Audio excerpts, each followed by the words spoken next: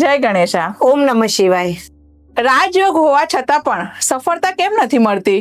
ઘણા લોકોની કુંડળીમાં રાજયોગ હોય છે છતાં જીવનમાં મોટી સફળતા કેમ નથી મળતી? અને કેટલાક લોકોની કુંડળીમાં સામાન્ય યોગ હોવા છતાં પણ ખૂબ આગળ વધી જાય છે. તો આવું કેમ થાય છે? કારણ કે દરેક ગ્રહની પોતાની એક ડિમાન્ડ હોય છે.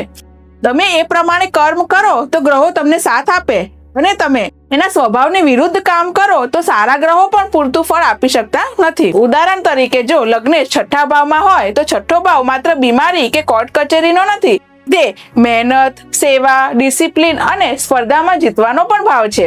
એક એક્ઝામ્પલ જોઈએ તો એક ક્લાયન્ટની વાત કરું. એ ભણવામાં એવરેજ હતા, પરંતુ તેમની છઠ્ઠા ભાવ સંબંધિત દશા આવી ત્યારે તેમણે યોગ્ય સમયે કોમ્પિટિટિવ એક્ઝામ આપી અને તે સફળ રહ્યા અને આઈપીએસ ઓફિસર બન્યા, કારણ કે તેમણે તે સમયે ગ્રહોની ડિમાન્ડ પ્રમાણે કામ કર્યું.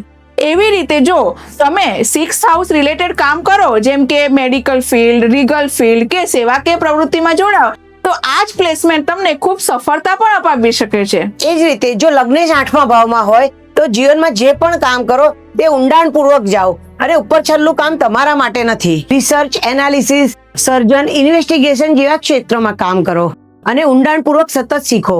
પોતાને અપડેટ કરો અને પોતાની જાતને ટ્રાન્સફોર્મ કરતા રહો.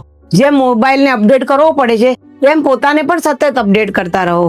જ્યારે તમે તમારી કુંડળીમાં રહેલા ગ્રહોની ડિમાન્ડ પ્રમાણે કર્મ કરો છો ત્યારે સફળતા મેળવવી ખૂબ જ સરળ બની જાય છે. એટલે યાદ રાખજો, કુંડળીમાં માત્ર સારા યોગ હોવા પૂરતા નથી, પણ તમારા કર્મ અને તમારા ગ્રહો વચ્ચેનું એલાઇનમેન્ટ જે તમને સાચી સફળતા અપાવે છે.